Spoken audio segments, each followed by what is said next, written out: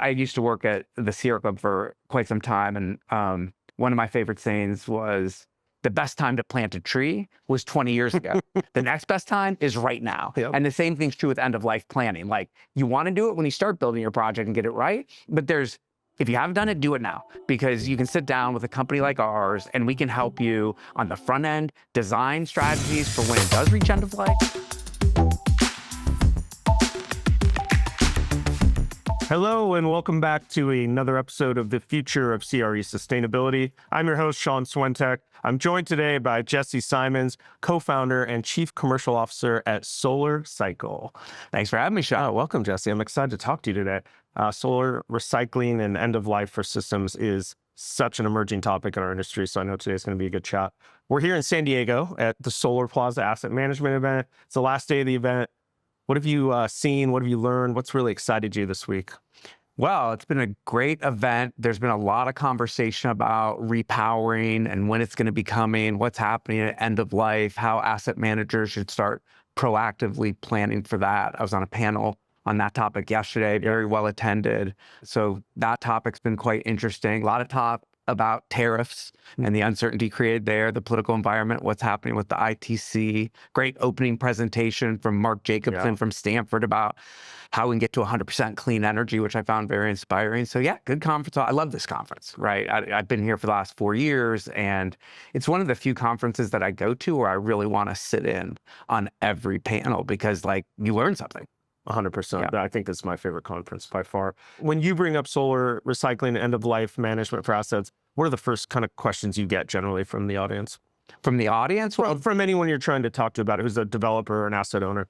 Yeah, they want to understand what's the process, how do you really do it, how can they make sure that it is compliant, as cost effective as possible. A lot of folks are doing it because they care about sustainability. Mm-hmm. So they really want to understand, okay, how do you do your life cycle analysis? How are you calculating your greenhouse gas emission reductions? How are you calculating your landfill diversion? So there's a lot of deep dive on that initially. Yep. And that's what usually our first pass within any large corporate organization is through the sustainability person. Yep. And then we go through the compliance people. Yep. We're like, okay, cool, but are you keeping the lead out of the ecosystem? How are you managing health and safety and all of those things? And then once we get through that, then it's like, okay, now we go to procurement and they ask, okay, how does this compare to the cost of landfilling? What are our other options? Mm-hmm. Can we really do this cost effectively, and how do we manage it? And so those tend to be the conversations in that order that we have, and we have to address each of them.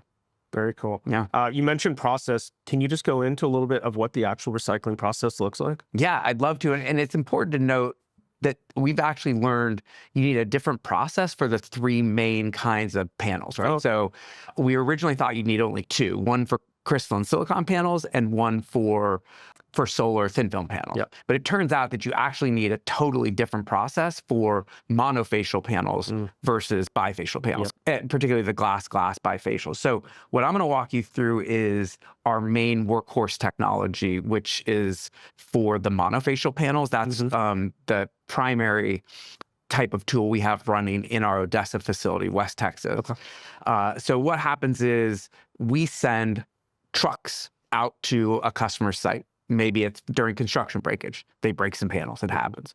Maybe it's after a rogue lawnmower has been shooting rocks up and hitting. Maybe it's somebody shooting at panels, right? Yep. This happens too. Oh, yeah. Yep. Or maybe it's a hailstorm or a flood or a tornado. But whatever it is, our customer calls us, and we have a reverse logistics team that we took from Nextracker, and they send a bunch of trucks out, right, to pick up the panels. Those panels then make it to our site. We've got specialized docks to get these panels. None of that's using robots yet, but at our next facility, it will be all pretty automated. But currently, humans get a forklift, take it off the truck, and then load it onto a conveyor belt. And at that point, everything's pretty automated. Okay. And the first thing is there's a robot that pops the frames off, the aluminum frames, removes the junction box pretty cleanly. And then from there, it goes through a tool that we've designed ourselves after a lot of iterations. Now, like our 3rd generation tool, and it removes the glass very cleanly from the rest of the laminate. And so glass goes in one place, and then it goes onto another conveyor belt into a shredder, crusher, grinder, and then we have a bunch of patented processes after that that essentially separate out all the valuable metals, the silver, the copper, and other key things that go back in the supply chain, and also the lead. Yep. All the magnetic stuff magnetized material goes in one place, and then the plastics go in another.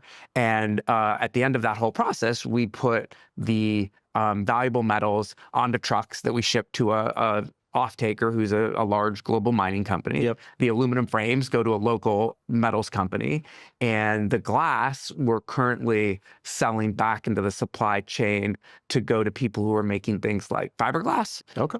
Eventually, we plan to take that solar glass and melt it back down in our own glass factory to make new glass sheets that we can sell to domestic manufacturers. That's our long-term vision, is to not just sell raw materials back into the supply chain, but actually truly close the loop, create value-added products like that glass that we can sell into the clean energy industry to make new products of the future. Wow. Yeah, it's cool. That's really cool, actually. It gets me excited about the future.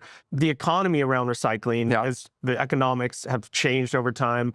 I think for many years, people were trying to make it work. Obviously, it is now. Can you talk about the market and the funding that you maybe recently received? Because I think it's pretty impressive that people are really seeing this as a true path to value in the overall cycle. Yeah, I think that solar panel recycling is this rare thing right now where you can actually have a quite good business recycling. And I think the main reason for that is that solar panels are really the most recyclable product on Earth. It's basically all glass and metals, right? Think about a car. How hard would it be to recycle a car? You got to like take that whole thing apart. There's plastics, there's everything. I mean, can you imagine? But like a solar panel, it's complicated, but in many ways it's like a banana, right? You just peel it back and the goodness is inside. And there is a lot of goodness inside a solar panel. Silver is extremely valuable. Copper is extremely valuable. There's value in the silicon. The aluminum frame has quite a bit of value.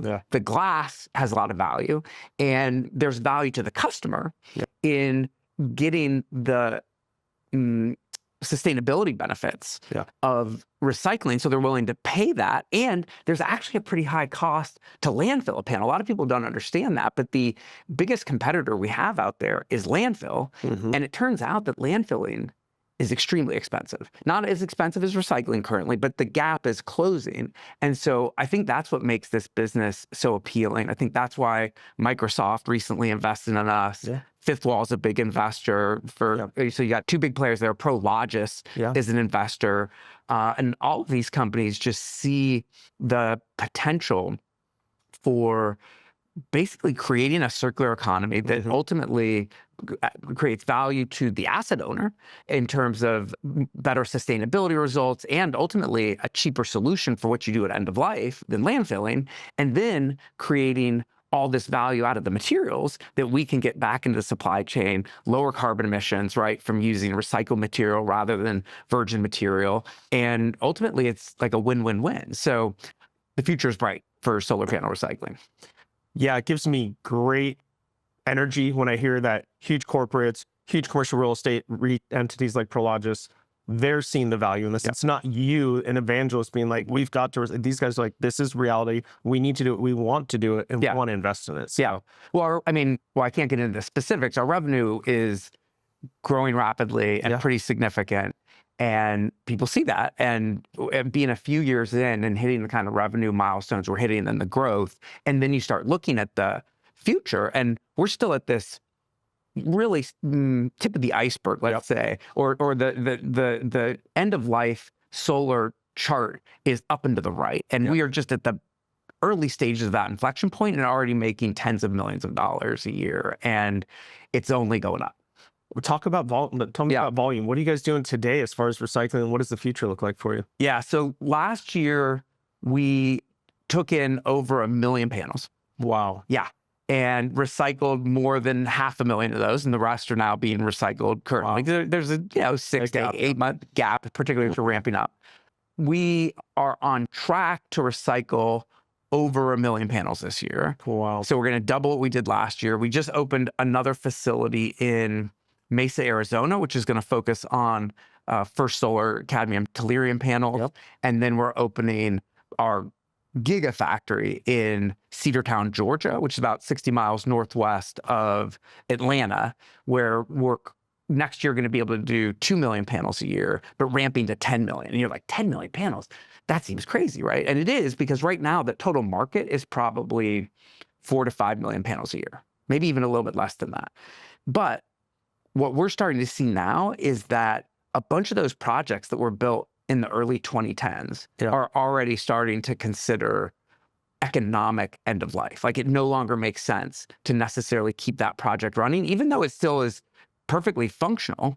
They're looking at the projects now, 16, 17 years old, and they're thinking, I need to repower this thing. And that's what really pushes the chart up and to the right, is there was a huge amount of build in the early 2010s that we believe just won't make economic sense anymore. And so a lot of independent researchers who have looked at this have determined that there's probably going to be somewhere between 40 to 50 million panels reaching end of life every year by the end of the decade. So 5 years from now. Wow. Yeah, it's wild. And that's just here. Globally, it'll be hundreds of millions of panels. So this is a huge challenge, but also a massive opportunity. So these 15-year-old systems, they still function perfectly fine, they're producing, but the technology gains and the efficiency gains are such that the economics don't make as much sense as repowering. And exactly right. Yeah, if you think about it, like, I'll take a utility scale, but then I can do commercial industrial too. Imagine you built a project with a 280 watt panel in whatever, 2011, and you put it on a fixed tilt tracker, and you're getting the power you wanted out of it, but maybe your inverter is starting to go bad. And then you're looking like, okay, if I replace that inverter, what else do I have to do? And then you start looking out there like, if I put a 600 watt panel and I got new modern next tracker system or array or whatever, I could get like twice as much power density from the same, at least I can repower, keep the PPA. I've already got the permits, right? Getting permits, getting the interconnects, all that stuff is challenging. So what we're seeing is a lot of the large asset owners are looking at their portfolios, not like today, but we're in conversations with some of the biggest players out there for their older assets for repowering 2026, 2027. And on the commercial side, where that's come out, we've done some big projects for Target and IKEA. And for them, what happened was it was either an inverter issue or, they put the panels on a roof that seemed pretty good, but 12 years later, 13 years later, maybe it's leaking. If you've already got to take all those old panels off the roof with a giant crane and stick them in the parking lot, does it make sense to put those panels back up? It does not. And so then what folks are doing is they don't want to throw them away. You can't do that. I mean, you can't do that for a ton of reasons. You don't want it. You put solar on to be sustainable. You probably get some bad press for it. And folks got into this business to help save the planet. They don't want to fill up a bunch of landfills. And so they call us, and we ensure that we can take those old panels and put them through our advanced recycling process, capture 95% of the material, and return it right back to the supply chain. So that's how it's working. Win-win. Yeah. So you mentioned Prologis, you mentioned Microsoft, huge organizations that are very well developed in the solar world. For smaller entities on the corporate and commercial real estate side who are thinking about going solar or just sort of in their entry point, what's the conversation look like as you start to bring up end of life and the lifespan of these systems and thinking about recycling up front? I mean, most of our conversations are either with the bigger corporates like an IKEA or Macy's or that side, but really it's much more often with either the O&M like Obsidian or with some of the EPCs that are specialized in the commercial industrial space. And so what we do is we work with them ahead of time and put in place recycling services agreements where they can get guaranteed pricing. Usually it's volume based. So the more you work with us, the better pricing you get. And you get that set up in advance for your entire fleet. And so then when the EPC is working with a smaller commercial industrial player and they're building a 1 megawatt system or whatever, the recycling's already taken care of on the front end. They can go to that customer and say, I've got an agreement with the leading, most advanced solar panel recycling company on the planet. Here's the deal. They can build it into the PPA pricing because they know what the price is going to be.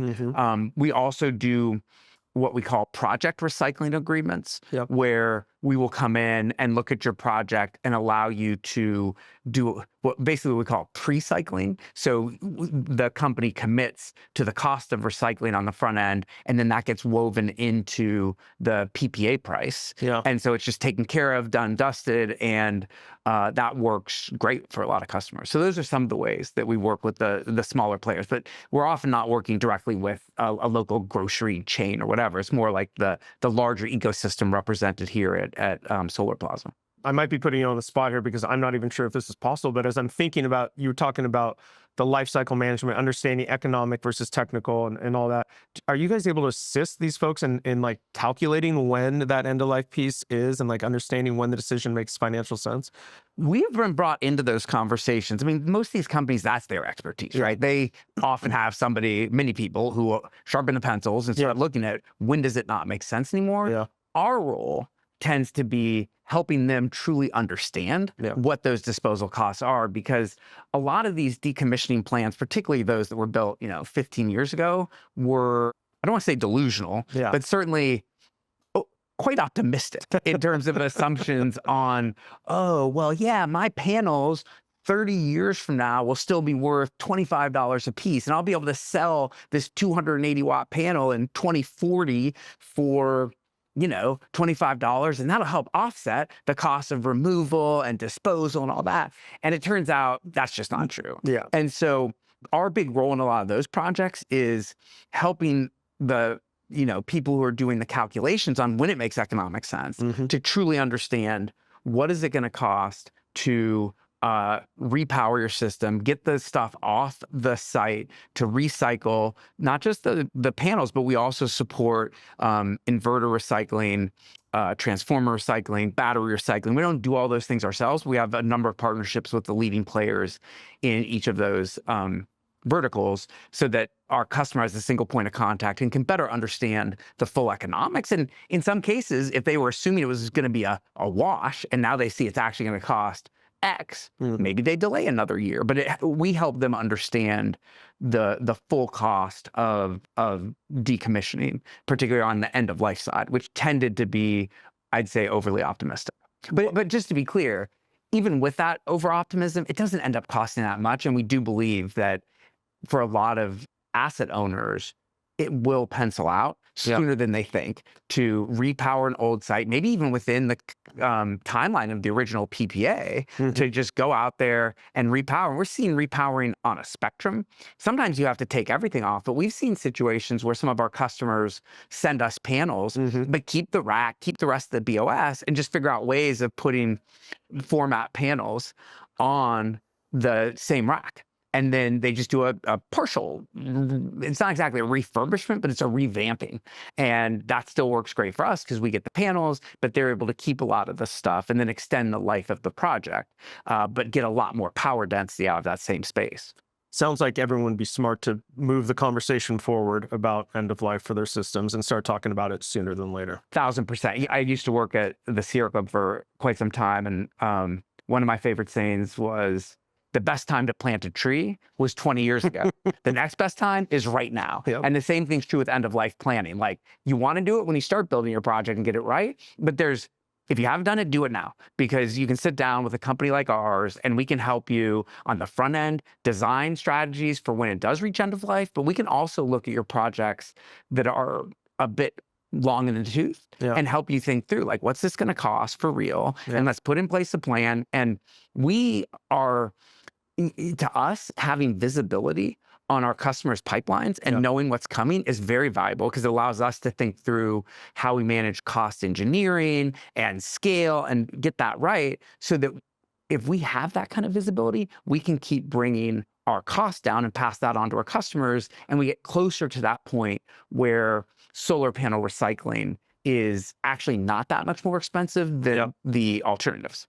As a fellow nonprofit enthusiast, thank you for your work at Sierra Club. Thank you. I think it'd be worth you sharing the story you shared with me earlier about sort of the impetus, because it's kind of a sobering reminder for our industry where we think we're on the bleeding edge of sustainability, but we're not seeing the full picture maybe. Yeah, no, happy to. So I spent 20 years at the Sierra Club, and I was chief of staff, national program director, and was really overseen a lot of our climate and clean energy work. And we were pushing for ITC, PTC, our renewable portfolio standards. We were pushing for all that. And we were working city by city, state by state, convincing public utility commissions and other stakeholders to ideally not build new fossil fuel infrastructure, but instead put in place solar, wind, batteries. And we were making a ton of progress. But in the late, let's call it in between 2016 and 2020, we started seeing a lot of pushback at the local level to larger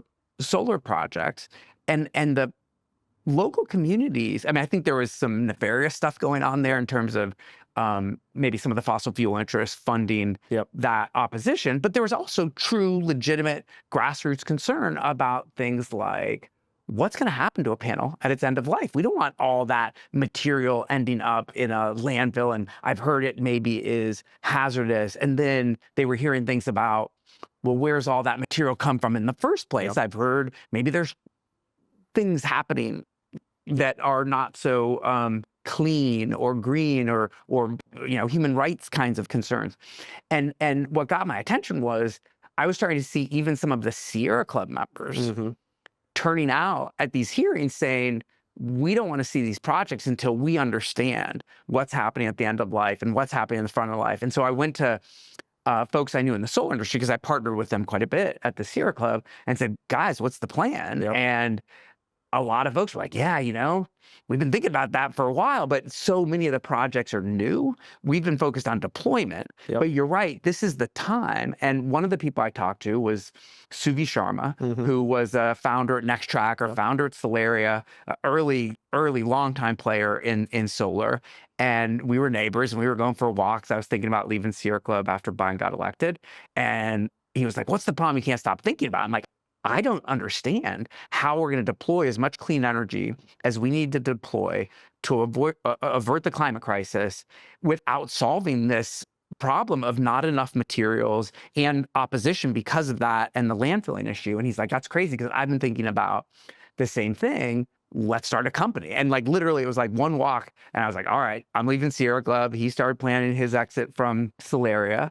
And, we found a third co-founder, this guy, Pablo Diaz, who started researching it. And this guy, Pablo, kept coming up over and over again. He wrote a paper in Nature magazine and a bunch of other, peer-reviewed, well-respected institutions all about solar panel recycling. And he had 10 years of experience, 2 PhDs, one in e-waste recycling and then one specifically in solar panel recycling. And neither Suvi or I really had that background. So we brought him in, and then we brought in one of the early players at SunPower in Cyprus Semiconductor, Rob Vinji, who became our chief operating officer. And he had been running, speaking of commercial industrial real estate, he had run global real estate for Amazon for like 5 or 6 years. And so he knew scale. He also knew manufacturing. Suvi knew manufacturing. Pablo knew the actual technical details of how to separate a solar panel. And I don't know what I knew, but I knew how to, convince people that this was an absolutely vital problem and opportunity. Yeah, I love that. And the names that you just mentioned obviously show that this industry gets it. This is a kind of a pivotal moment, right, where this is going. When you're talking about end of life to asset owners, it's not just the cost of this. And there's tangible benefits to these asset owners when they actually take on recycling and do it the right way. What do you talk to them about when it comes to that? Well, I think different asset owners come in with different interests, and different parts of an organization may have different interests. But certainly a big one is, look, a lot of these people are in the solar industry because they want to do the right thing. And so I think it does just start with the heart and this is where I want to be. But that obviously doesn't pay the bills. So then the next, I'd say, in Maslow's hierarchy of needs of solar panel recycling, I think it's social license to operate. They're seeing the same thing I saw when I was at Sierra Club, which is to get a permit to build a new large solar plant, there's going to be opposition. And one of the things they ask about is what's going to happen at the end of life. And it's really important to come in there with a plan, and knowing that you're working with a company that's built by the solar industry for the solar industry, that has ISO certifications, has been audited, has customers like AES and EDP and ONG and Sunrun and all the big players are doing business with us. They've all been, publicly announced working with us. You see that and like, okay, if I partner with these guys and I walk in with a plan to the local PUC or the local county commission, I'm going to get a lot more credibility that I've got a strategy and plan in place. And then I think, there are other stakeholders who are demanding circularity as part of their climate strategy. So Microsoft is an investor in ours. They started with, how do I power my data centers with clean energy? And they did a lot on that. And then they looked at it and said, well, it's probably my responsibility too to ensure that whatever new clean energy infrastructure I'm putting into the ground, that there's a plan to recycle it and ideally return it back into the domestic supply chain and the clean energy, value-added products chain.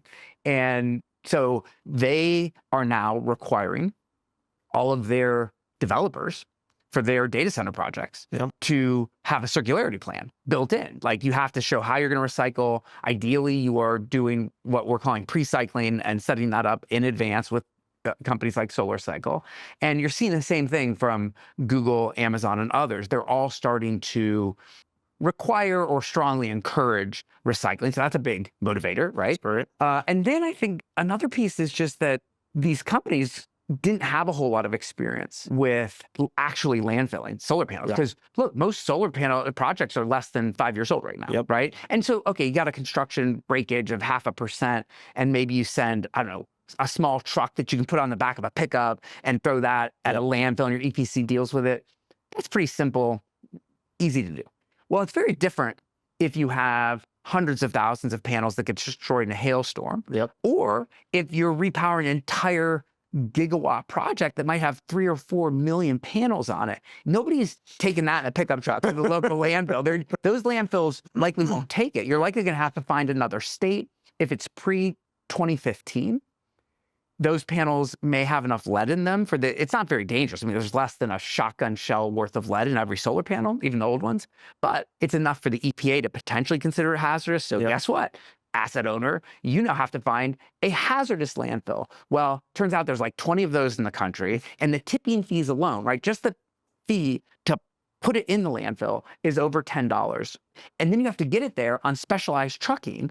And so it could be like $18 to $20 right now to landfill a hazardous panel. For the non-haz panels, it's still close to $10. And so that's another major reason why I think a lot of customers ultimately end up working with us, is they realize our price is already basically competitive with landfill when you really have to do it at scale. And we're just so much easier to work with. We have professionals who know how to do reverse logistics, ensure the trucks show up on time. And then at the end of it, you did the right thing. You return the material back to the supply chain, and you get really sophisticated ESG reports that you can then put into your own reports back to your investors, your stakeholders like Microsoft and others.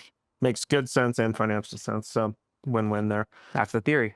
Our show's called The Future of CRE Sustainability. If you put on your prognosticator cap, what do you see in the next 5 to 10 years for sustainability in the built world, for circularity? What's your prediction? My prediction is that there is going to be a lot more end-of-life solar panels than people are currently imagining, right? That's where we think the most early repowering is going to happen, is in the commercial industrial rooftop space. We've already done a number of projects that the original owner was not expecting. And the reason for that is it's multifactorial. One piece is just that, those rooftops tend to be close to load. They're small, and therefore maximizing the power density for every square meter is extremely important. So if you're sitting on 280 watt panels and an aging inverter, and you're starting to see underperformance, that makes a massive difference. It makes a bigger difference there than anywhere else in the industry. Then the second thing is, as I mentioned earlier, a lot of those rooftops are challenging. You got to replace them. And you may think you looked and thought there were no leaks, but leaks happen.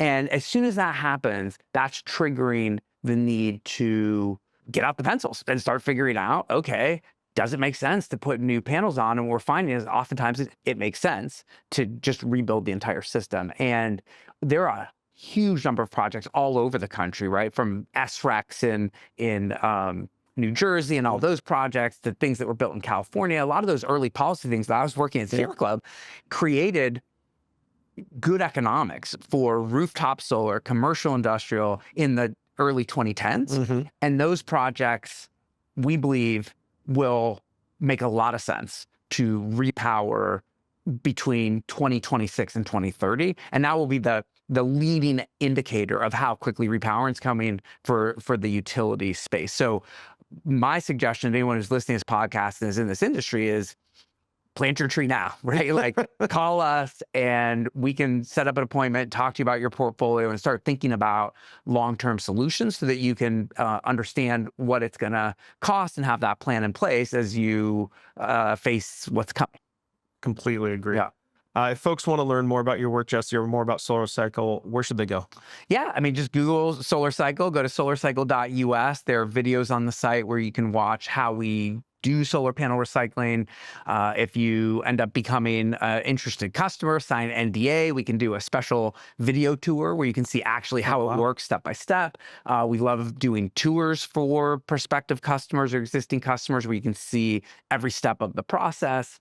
Happy to get on the phone. We have a decent sized sales team, great folks. Go to our website, fill out a form, and somebody will call you within 24 hours and we'll set up a meeting. Awesome. Yeah. Thanks so much for joining us today, Jesse. I appreciate it. Thanks, Sean. For all the listeners, thank you for joining us on the Future of CRE Sustainability. I'm your host, Sean Swentek. I'll see you next time.